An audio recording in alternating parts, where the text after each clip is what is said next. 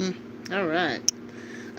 Good evening, everyone. I am back and reading out of the book, which is titled Forgiving What You Can't Forget. I'm not going to read a whole lot of it because it's evening and I just got off work and we've had dinner and I'm tired. Okay. I'm going to pick up where I left off.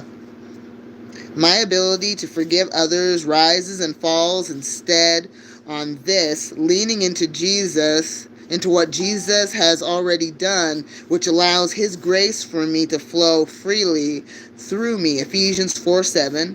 Forgiveness isn't an act of my determination. Keeps glitching and messing up. Oh well, whatever.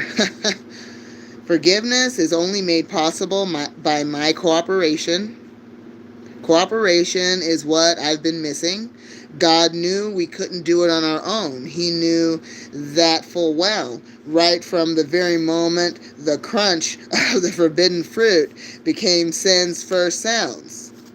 And then came the hiss of the enemy's accusations and the pounding footsteps of a terrified man and woman. Adam and Eve ran to the darkness as blame and shame reverberated with echoes we still hear coming out of our mouths today. Then they hid.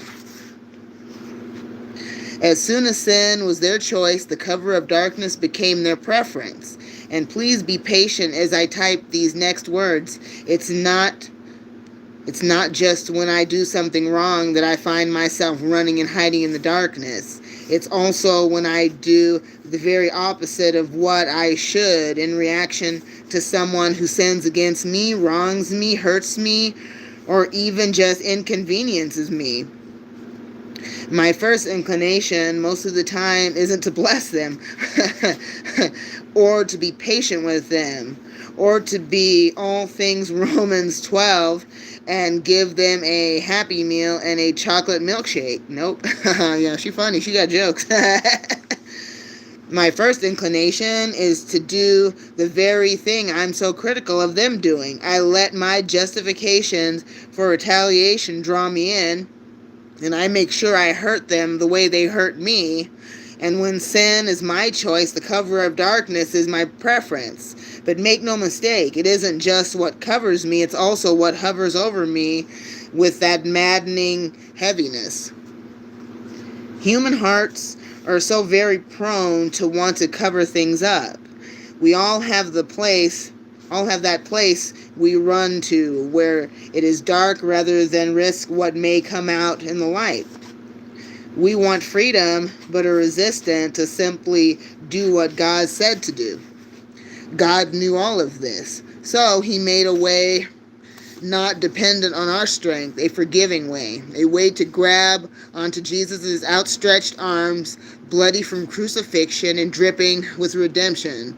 He covers and forgives what we've only been able to hide. He forgives what we could never be good enough to make right, and makes a way for us to simply cooperate with his work of forgiveness, for us to receive and for us to give. I believe with all my heart forgiveness received and given is the very thing that splits this world open with the most stunning revelation of the reality of Jesus more than almost anything else. But please never confuse redemption with reunion. Reunion or reconciliation requires two people who are willing to do the hard work to come back together. Redemption is just between you and God. God can redeem your life, even if damaged human relationships don't come back together.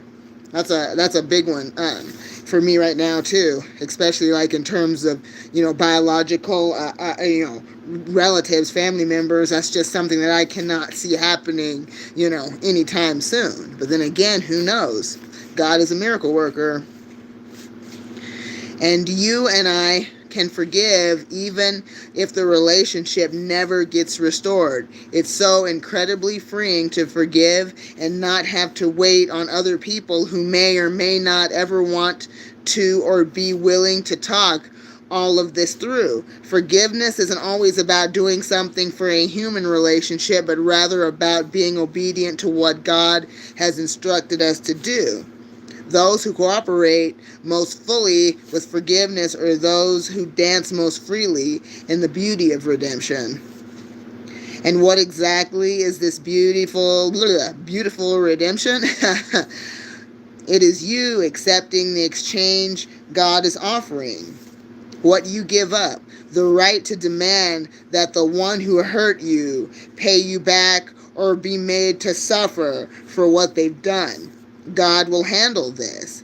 And even if you never see how God handles it, you know He will. And that's the thing too, is sometimes even it's just the most innocuous, silly things that someone will do that causes the most aggravation and irritation, but it really shouldn't be that way, and I hope that it won't in the future for me or anyone else who's watching, this video, who's struggling with forgiveness. And that's why I'm reading this. I'm going to continue to read it for as long as I can.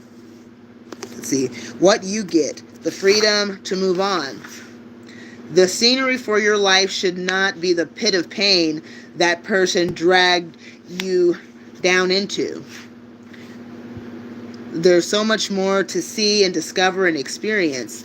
Let go of clawing your way through the muddy pit, hoping there's some reward buried there. There is not. Take God's hand, and as the words of forgiveness are released from your lips, it's like scattering seeds of beautiful flowers.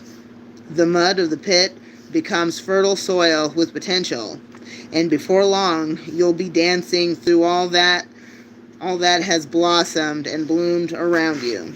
Okay, well, I'm going to wrap it up for now. I hope this has helped someone. It's very important. It's very important to be able to forgive. I mean, even if you're not going to have a relationship with a person who you feel that's offended you or who you're having issues forgiving, that also makes perfect sense. Right. See. Okay, I guess that's it for now. I hope you all have a wonderful night. Treat others the way you want to be treated. If you haven't subscribed to this channel, please do. It doesn't cost you anything. It helps me out a bunch.